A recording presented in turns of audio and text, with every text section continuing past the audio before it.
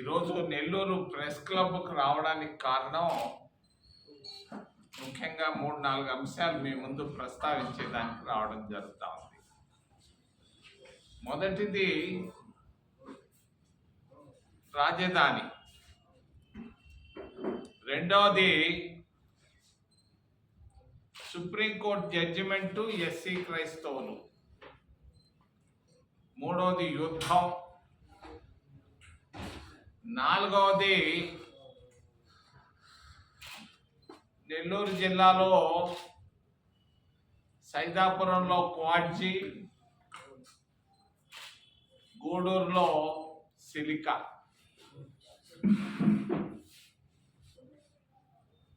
రాజధాని 70 సంవత్సరాల క్రితం మద్రాసు నుంచి బయటకు రావడం జరిగింది. మద్రాసు నుంచి బయట వచ్చేటప్పుడు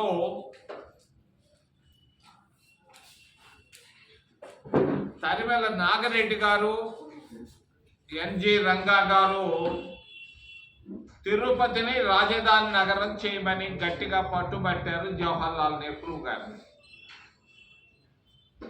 ఆ రోజుల్లో ప్రకాశం పంతులు, నీలం సంజీవరెడ్డిలు ఇద్దరు తిరుపతి వద్దు, కర్నూలు ముద్దు అని చెప్పారు.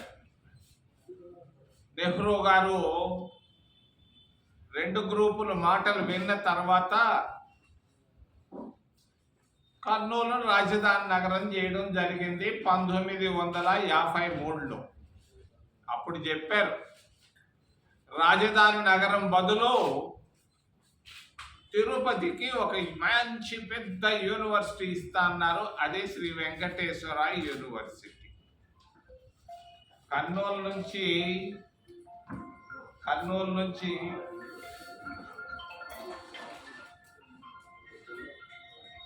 అది హైదరాబాద్కి వెళ్ళింది 56లో. హైదరాబాద్ నుంచి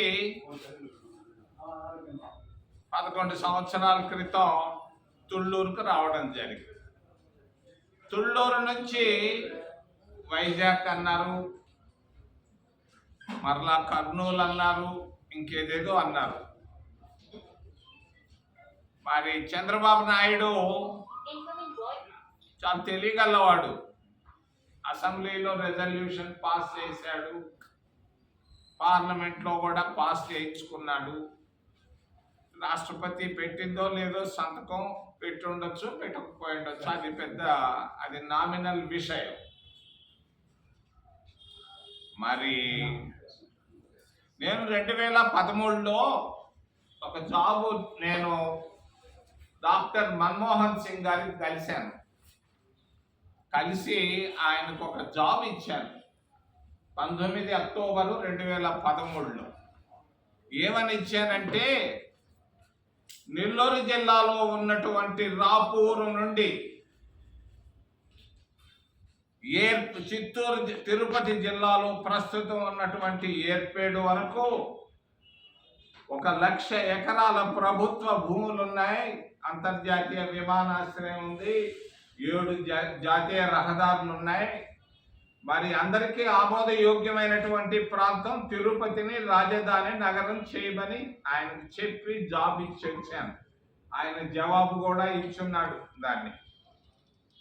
మరి నిన్న మొన్నట్లో ఇప్పుడే ఎక్కడో నేను విన్నాను, ఏదో ప్రెస్ ఆఫీసు ముందు ధర్నాలు జరుగుతున్నాయి మావిగన్ అని.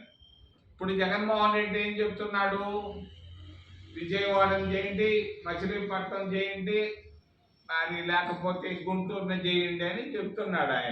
ఆయన వాదన అయింది. చంద్రబాబు నాయుడు తెలివిగా స్మార్ట్గా పార్లమెంట్లో చట్టం చేసుకొచ్చుకున్నాడు. మరి ఎన్నో చట్టాలు వస్తున్నాయి పోతున్నాయి. దుగరాజపట్టణ ఓడ రేవును కూడా మేము చట్టంలో చేర్చాం. విభజన చట్టంలో చేర్చి దాన్ని మేజర్ పోర్టు చేయాలి అని చట్టంలో ఉంది. రాష్ట్రపతి ఆమోద ముద్ర వేసింది. పార్లమెంటు 2 రాజ్యసభ లోక్సభలు ఆమోద ముద్ర వేసినా కూడా చంద్రబాబు నాయుడు జాబు రాసి ఆపాడు. దుగరాజం పట్టణం వద్దు అని. మరి అట్టాగే పార్లమెంట్ చట్టాలు చేస్తుంటాయి. దుగరాజం పట్టణాన్ని నువ్వు ఆపేవు కదా మిత్రమా. ఓ చంద్రబాబు నాయుడు గారు, మా ఊరు అబ్బాయి మీరు, తిరుపతి నుంచి వచ్చిన ఆయన దుగరాజం పట్టణాన్ని ఆపాడు. 12 సంవత్సరాలు అయిపోతా ఉంది. నేను కామ్గా చూస్తా ఉన్నా. ఈరోజు నువ్వు అమరావతిలో చట్టం చేశానని సభ ఏమి స్పీచ్లు కొడుతుండవా? నీ స్పీచ్లు వింటా ఉంటే నాకు నవ్వు వస్తూ ఉంది.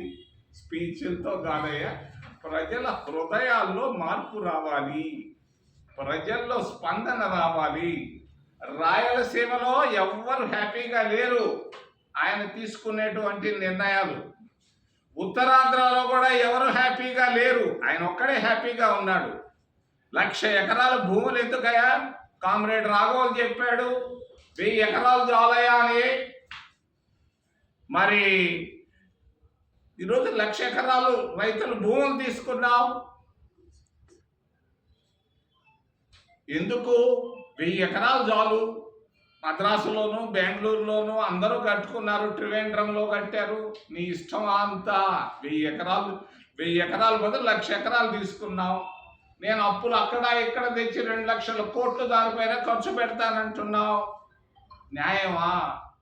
ఒక కడపలో ఒక గౌరవ ఎమ్మెల్యే వెళ్ళి 2 సంవత్సరాలుగా అడుగుతా ఉంది, అయ్యా నేను రోడ్లు రిపేర్ చేసుకుంటాను, కోడూరు కడప టౌన్లో 1 కోటి రూపాయలు ఇవ్వమంటే ఇవ్వలేనటువంటి గౌరవ ముఖ్యమంత్రి గారు నేను 2 లక్షలు ఖర్చు పెడతాను, నా రోడ్లు రిపేర్ చేసుకుంటాను, కోడూరు కడప టౌన్లో 1 కోటి రూపాయలు ఇవ్వమంటే ఇవ్వలేనటువంటి గౌరవ ముఖ్యమంత్రి గారు నేను 2 లక్షలు ఖర్చు పెడతాను, నా ఇష్టం అంటున్నాడు. పెట్టయ్యా, నేనేం కాదను, నేనెంత నిమిత్త మాత్రం. కానీ ఒక్కటి మాత్రం చెప్పదలుచుకున్నాను, నాకు సెయింట్ల పైన నమ్మకం లేదు. అయినా కూడా పోతులూరు వీర బ్రహ్మేంద్ర స్వామి అని ఆయన 300 సంవత్సరాల నాటి చెప్పాడు. ఏమని? మరి ఆయన తాళపత్రాల్లో తిరుపతి రాజధాని నగరం అవుతుందని. చూద్దాం, నేనేం తొందరపడటం లేదు. అందుకే మన్మోహన్ సింగ్ గారికి జాబ్ రాశాను, ఆయన ప్రతిని కూడా మీకు వదిలిపెట్టాను. చంద్రబాబు నాయుడు చేతిలో ఈరోజు అసెంబ్లీ ఉంది. మరి ఆయన చెప్తున్నాడు 49 పార్టీలు నాకు సమర్థించినాయని. 50 పార్టీలు కూడా సమర్థిస్తాయి, ఏముంది అక్కడ? దుగరాజం పట్టణ ఓడరేవును కూడా సమర్థించారు అన్ని పార్టీలు. పార్లమెంటు ఎందుకు ఆపావు? జాబ్ ఎందుకు రాసావయా ఓ గౌరవ ముఖ్యమంత్రి? రెండో విషయం,